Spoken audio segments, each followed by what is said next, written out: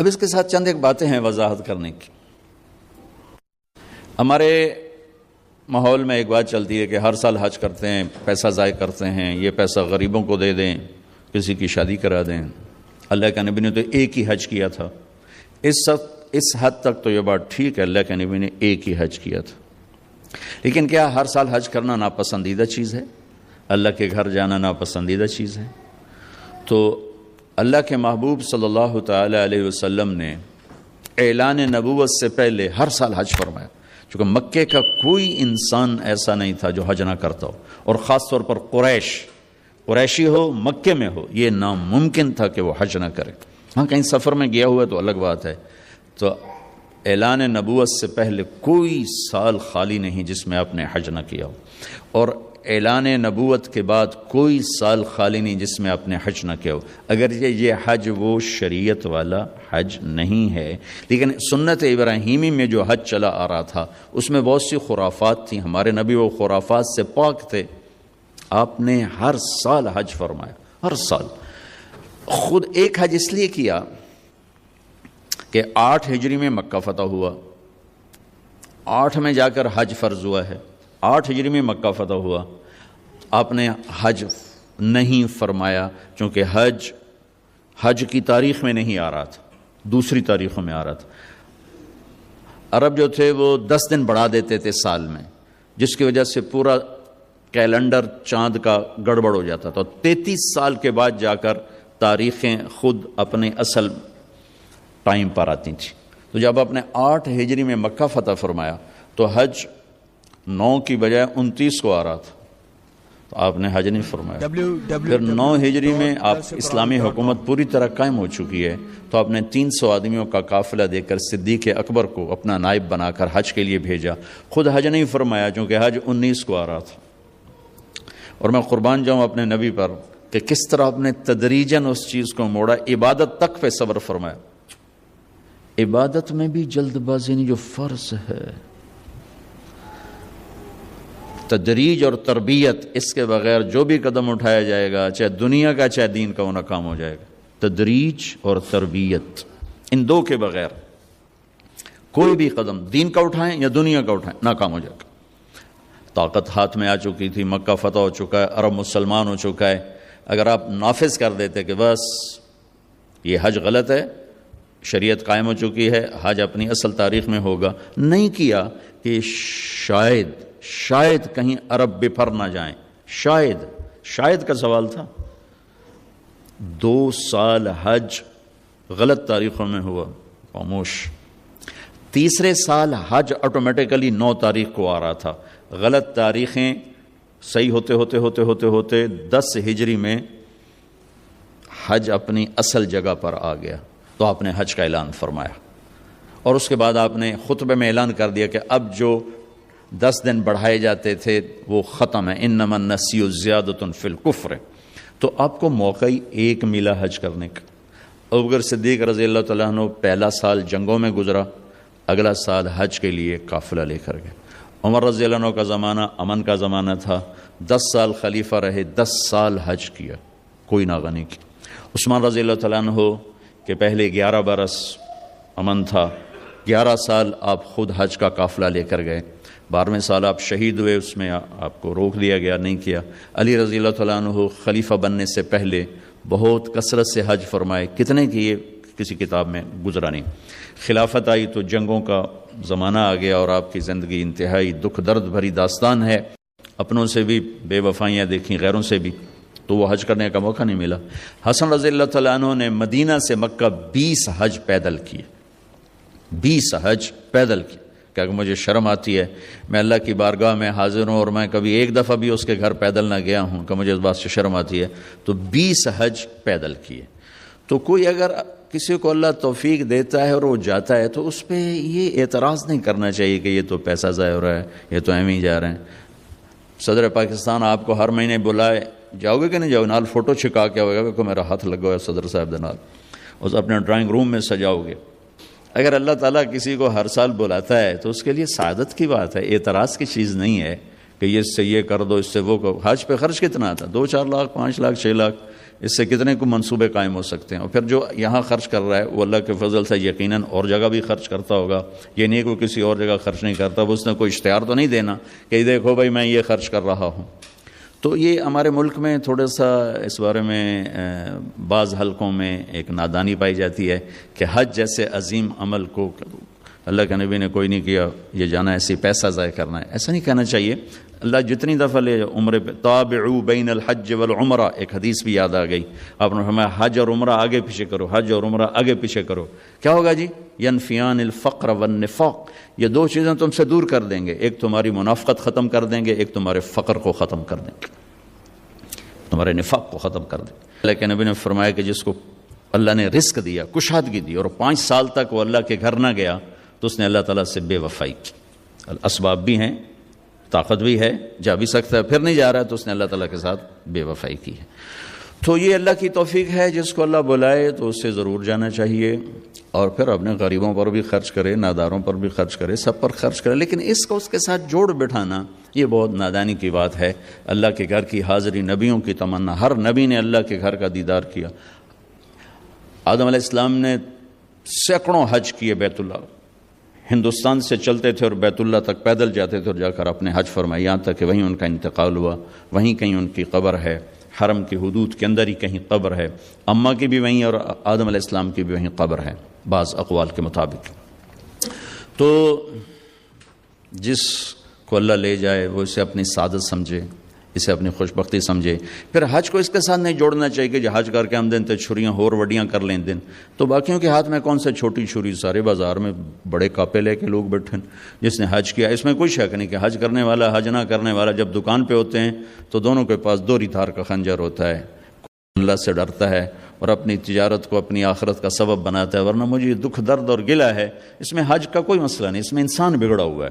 یا تو حج نہ کرنے والے سارے بہت بڑے دیانتدار ہوتے, ترازو ٹھیک ہوتے, تو پھر کو حج کو گلہ دیتا. لیکن یہاں تو حج کرنے والا, غیر حج کرنے والا, میرا سارا بازار ہی جھوٹ پہ چلا گیا ہے, بددیانتی پہ ہے, انتہا درجے کے ظلم و ستم پر ہے. تو اس میں نماز کو دوش دینا یا حج کو دوش دینا, دیکھو جی نماز پڑھ کے یہ کر رہے ہیں, داڑھی رکھ کے یہ کر رہے ہیں, حج کر کے یہ کر رہے ہیں. تو اگر کوئی آدمی حج نہیں کیا ہوا تو اس کے لیے بھی تو بددیانتی اجازت نہیں. کوئی شیو کراتا ہے تو اس کے لیے جھوٹ بولنا جائز تو نہیں ہوگا. ایک میرے دوست نے شیو کرا دی, میں نے کہا شیو کیوں کرائی؟ کہا جی سارا دن جھوٹ بولنا پڑتا تھا. تو میں نے کہا اب تو 2 گناہ ہو گئے, پہلے 1 کرتے تھے اب 2 ہو گئے. وہ لگے بندے 1 سے تو معافی ملی ہوئی تھی, اب 2 اکٹھے کر لی. اور جھوٹ بولنے کا تعلق داڑھی سے تھوڑا ہے. داڑھی ہے تو سچ بولو, داڑھی نہیں تو جھوٹ بولو. اس کا تعلق تو کلمے سے ہے. کلمہ پڑھنے کے بعد جھوٹ بولتے ہوئے شرم آنی چاہیے. ایک آدمی کہتا ہے جی داڑھی رکھ کے گناہ کریں تو بڑے شرم کی بات ہے. میں کہتا ہوں کلمہ پڑھ کے گناہ کرو تو شرم کی بات ہے. گناہ اور ثواب, جزا اور سزا, حلال اور حرام کا تعلق پگڑی سے نہیں, نماز سے نہیں, روزے سے نہیں, حج سے نہیں, داڑھی سے نہیں, کلمے سے ہے. کلمہ ایک ایگریمنٹ ہے کہ اللہ تیری مان کے چلوں گا, تیرے نبی کے طریقوں پر چلوں گا. پھر میں انسان ہوں, کوئی خطا وطا ہو جائے تو معافی مانگوں گا, استغفار کروں گا. تو کسی کی برائی کی وجہ سے اس کی نیکی کو نہیں اچھالنا چاہیے. لو جی انہاں حجاں دا کی فائدہ, انہاں نمازاں دا کی فائدہ. میرا اللہ کہتا ہے فَمَن يَعْمَلْ مِثْقَالَ ذَرَّةٍ خَيْرًا يَرَهُ وَمَن يَعْمَلْ مِثْقَالَ ذَرَّةٍ شَرًّا يَرَهُ. میرے بندو, 1 رائی کے برابر اچھائی کرو گے میں اس کی جزا دے دوں گا, برائی کرو گے میں اس کی سزا دے دوں گا. اور سزا میں کہتا ہے پھر جس کو چاہے معاف کر دوں. لیکن تمہاری نیکی, ان اللہ لا یضیع اجر المحسنین, تمہاری نیکی میں ضائع نہیں کروں گا. ہاں بعض گناہ ایسے ہیں جو نیکیاں اڑا کے لے جاتے ہیں, کوئی شک نہیں. ظلم ایک ایسا گناہ ہے جو نیکیاں اڑا کے لے جاتا ہے, اور بہت سے ایسے گناہ ہیں جو نیکیاں اڑا کے لے جاتے ہیں. حرام کا لقمہ ایک ایسا گناہ ہے جو نیکیاں اڑا کے لے جاتا ہے.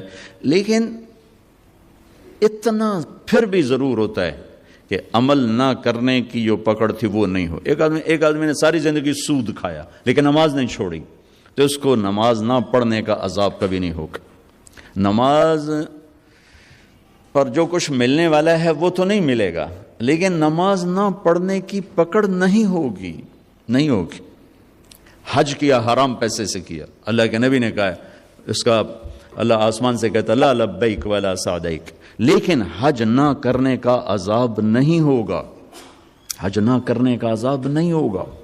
حرام پیسے سے روزہ رکھا اور افطار کیا، روزے کی حاضری لگ گئی، اجر نہیں ملے گا، حاضری لگ گئی، نماز کی حاضری لگ گئی، حج کی حاضری لگ گئی، یہ اللہ کی شان کریمی ہے۔ اور پھر پتہ نہیں یہ کب توبہ کر رہے ہو، سارا معاف ہو جائے اور میں اعتراض کر کر اللہ کی نظروں سے گر جاؤں۔ میری بات غور سے سننا، جیسے آدمی زنا کر کے، شراب پی کے، سود کھا کے اللہ کی نظروں سے گرتا ہے، ایسے ہی لوگوں پر اعتراض کر کے اور انہیں حقیر سمجھ کے آدمی اللہ کی نظروں سے گرتا ہے۔ کسی پر اعتراض، کسی کی حقارت، کسی کی برائی، یہ کوئی آدمی ہے، یہ کوئی مرد ہے، یہ کوئی انسان ہے، یہ کوئی عورت ہے، یہ جملے نہ بولا کرو بھائیو۔ تجھے کیوں فکر ہے اے گل دلے صد چاک بلبل کی، تو اپنے پیرہن کے چاک تو پہلے رفو کر لے۔ ہمارے استاد صاحب فرمایا کرتے تھے، جن سے میں نے تفسیر پڑھی، دھن رے دھنیے اپنی دھن، پرائی دھنی کا پاپ نہ پن، تیری روئی میں چار بنولے سب سے پہلے ان کو چن۔ دھن رے دھنیے اپنی دھن، پرانی اردو ہے، بہرحال مطلوب اس کا یہ ہے کہ تیرے اپنے اندر چار بڑے بڑے عیب ہیں، تو انہیں ڈھونڈتا رہے، صاف کرتا رہے، تو اوروں کے عیب نہ دیکھا کر، تو اوروں کی کمیاں نہ دیکھا کر۔ تو اگر اپنے عیب دیکھے گا تو تمہیں وقت ہی نہیں، فرصت ہی نہیں ہے کسی اور کے عیب دیکھنے کی۔ تیرے اندر چار بڑی برائیاں ہیں، حسد ہے، کبر ہے، بغض ہے، ریا ہے، عجب ہے، یہ تیرے اندر چار بڑی چیزیں ہیں، ان کو صاف کرتا رہے تو تجھے اوروں کے عیب دیکھنے کی فرصت ہی کوئی نہیں۔ تو بھائیو، کسی کے گناہ کی وجہ سے اس کی نیکی کو دوش نہیں دینا چاہیے۔ پتہ نہیں اس کی نیکی اللہ تعالیٰ قبول فرما کے اس کا گناہ معاف کر دے، یا کسی وقت وہ توبہ کرے اس کا گناہ معاف ہو جائے اور وہ جنت میں چلا جائے، میں پکڑا جاؤں، میں تو ٹھیکیدار تھا اوروں کی برائیاں پکڑنے کا۔ تو اوروں پر تنقید کرنا، اوروں کو حقیر سمجھنا، اسی طرح توبہ کی ضرورت ہے، جیسے سود سے توبہ کی ضرورت ہے، جوئے سے توبہ کی ضرورت ہے، جھوٹ سے توبہ کی ضرورت ہے، ایسے اس سے بھی توبہ کی ضرورت ہے۔ ہمارے نبی پاک کا میں تھوڑا سا آپ کو مختصر خاکہ حج کا بتا دیتا ہوں۔ جناب رسول اللہ صلی اللہ تعالی علیہ وسلم نے حج کا جب اعلان فرمایا، یہ 10 ہجری، تو اطراف سے قبائل جمع ہوئے، کوئی 12,000 کا مجمع اکٹھا ہو گیا مدینہ میں۔ 25 تاریخ کو بروز ہفتہ آپ نے نماز ظہر سے پہلے غسل فرما کے 2 چادریں احرام کی نیت کے بغیر 2 چادریں باندھ، کرتا بھی اتار دیا، تہمد بھی اتار دیا۔ سحارہ ایک بستی ہے جو آج کل مسقط میں آتی، وہاں سے ایک کپڑا آتا تھا، اس کی آپ نے 2 چادریں لیں۔ پھر آپ نے ظہر کی نماز کے بعد اپنے پورے قافلے کو لیا، ذوالحلیفہ جس کو آج کل ابیار علی کہتے ہیں، یہاں آپ نے آ کر قیام فرمایا، اور عصر، مغرب، عشاء اور فجر اور ظہر 5 نمازیں آپ نے یہاں ادا فرمائیں۔ اور یہ جبریل کے کہنے پر، اللہ کے کہنے پر آپ گزر رہے تھے کہ جبریل ہے کہ یا رسول اللہ، اللہ فرما رہے ہیں یہ پاک وادی ہے، یہاں آپ قیام فرمائیں۔ یہاں حضرت اسماء بنت امیس رضی اللہ تعالیٰ عنہ کہ ہاں بیٹا پیدا ہوا، ابو بکر صدیق کے بیٹے محمد بن ابی بکر یہ پیدا ہوئے۔ ایک رات کے قیام کے بعد صبح آپ نے فجر کی نماز کے بعد غسل فرمایا، خوشبو لگائی، اپنے بالوں کو تیل لگایا، پھر شہد لگایا۔ شہد گوند کا کام دیتا ہے، چونکہ اب ننگے سر جانا تھا تو بال بڑے تھے آپ کے، شانوں تک آئے ہوئے تھے، تو آپ نے ان کو شہد لگا کے نا وہ کر دیا، جوڑ دیا، آپس میں جوڑ دیا۔ اور عائشہ رضی اللہ تعالیٰ نے آپ کو خوشبو لگائی۔ جسم پہ خوشبو لگا سکتے ہیں احرام سے پہلے، احرام کے کپڑے کو نہیں، جسم پہ خوشبو لگا سکتے ہیں احرام کی نیت کرنے سے پہلے، بالوں میں، مانگ میں آپ نے خوشبو لگائی۔ پھر اس کے بعد آپ نے ظہر کی نماز ادا فرمائی اور آپ اونٹنی پہ سوار ہوئے اور قبلہ رخ ہو کر آپ نے کہا لبیک حجۃ اللہم لبیک، آپ نے حج کا احرام باندھا۔ تو جبریل آئے کہ یا رسول اللہ، اللہ تعالیٰ فرما رہے ہیں عمرے کو شامل فرمائیں، عمرہ اور حج قران۔ حج کی 3 قسمیں، ایک حج افراد کہ ایک آدمی پہلے دن حج ہی کا احرام باندھتا ہے، ایک ہے حج قران کہ ایک آدمی پہلے دن عمرے اور حج کا اکٹھا احرام باندھتا ہے، ایک ہے حج تمتع کہ ایک آدمی عمرے کا احرام پہلے باندھتا ہے اور عمرہ کر کے فارغ ہو جاتا ہے، احرام اتار دیتا ہے، پھر حج سے پہلے احرام باندھتا ہے حج کا، یہ حج تمتع ہے۔ ہمارے نبی نے شروع کیا افراد سے، تو اس پر امام مالک کا قول یہ ہے کہ حج افراد افضل ہے۔ پھر اللہ کے حکم سے کیا حج قران، تو امام ابو حنیفہ رحمۃ اللہ علیہ کا قول ہے کہ حج قران سب سے افضل ہے۔ مکے پہنچ کر آپ نے فرمایا کہ مجھے خیال نہ رہا اگر مجھے پہلے خیال آتا تو میں قران نہ کرتا، میں تمتع کرتا۔ اللہ کی منشا تھی کہ حج اور عمرہ اکٹھا ہو، قران ضروری نہیں تھا، حج اور عمرہ اکٹھا تھا۔ ایک بدعت کا ازالہ تھا، عرب حج کے مہینے میں عمرہ کرنا برا سمجھتے تھے، اس کو دور کرنا تھا۔ تو مکے پہنچ کے فرمایا کہ اگر مجھے پہلے خیال آ جاتا جو آج میں دے اب میں دے، لو استقبلت من امری مستدبرت، تو میں تمتع کرتا۔ تو امام شافعی اور امام احمد بن حنبل اس قول کو لے کر فرماتے ہیں کہ حج تمتع افضل ہے۔ اس لحاظ سے تینوں ہی افضل ہیں، اور اصل افضل وہ ہے کہ حج کیفیت کا نام ہے، جس کی جتنی اعلیٰ کیفیت ہوگی اس کا حج افضل ہوگا۔ وہ افراد ہے، وہ تمتع ہے، وہ قران ہے، باقی تو ظاہری اعمال ہیں۔ جو کیفیت بنا لے گا اس کا حج سب سے افضل ہوگا۔ حج کی تین قسمیں، ایک حج افراد کہ ایک آدمی پہلے دن حج ہی کا احرام باندھتا ہے، ایک ہے حج قران کہ ایک آدمی پہلے دن عمرے اور حج کا اکٹھا احرام باندھتا ہے، ایک ہے حج تمتع کہ ایک آدمی عمرے کا احرام پہلے باندھتا ہے اور عمرہ کر کے فارغ ہو جاتا ہے، احرام اتار دیتا ہے، پھر حج سے پہلے احرام باندھتا ہے حج کا، یہ حج تمتع ہے۔ ہمارے نبی نے شروع کیا افراد سے، تو اس پر امام مالک کا قول یہ ہے کہ حج افراد افضل ہے۔ پھر اللہ کے حکم سے کیا حج قران، تو امام ابو حنیفہ رحمۃ اللہ علیہ کا قول ہے کہ حج قران سب سے افضل ہے۔ مکے پہنچ کر آپ نے فرمایا کہ مجھے خیال نہ رہا، اگر مجھے پہلے خیال آتا تو میں قران نہ کرتا، میں تمتع کرتا۔ اللہ کی منشا تھی کہ حج اور عمرہ اکٹھا ہو، قران ضروری نہیں تھا، حج اور عمرہ اکٹھا تھا۔ ایک بدعت کا ازالہ تھا، عرب حج کے مہینے میں عمرہ کرنا برا سمجھتے تھے، اس کو دور کرنا تھا۔ تو مکے پہنچ کے فرمایا کہ اگر مجھے پہلے خیال آ جاتا جو آج میں دے اب میں دے، لو استقبلت من امری مستدبرت، تو میں تمتع کرتا۔ تو امام شافعی اور امام احمد بن حنبل اس قول کو لے کر فرماتے ہیں کہ حج تمتع افضل ہے۔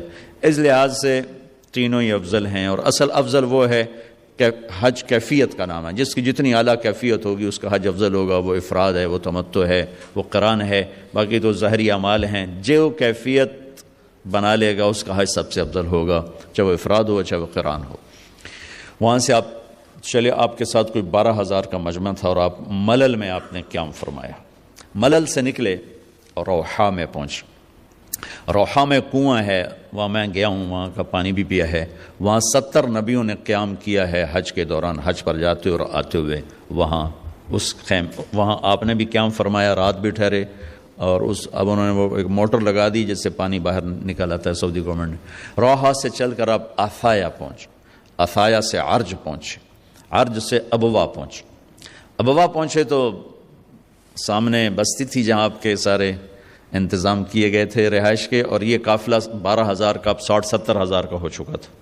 تو ابوا میں آپ کی والدہ کی قبر ہے، حضرت آمنہ رضی اللہ تعالیٰ عنہ کی قبر مبارک ہے۔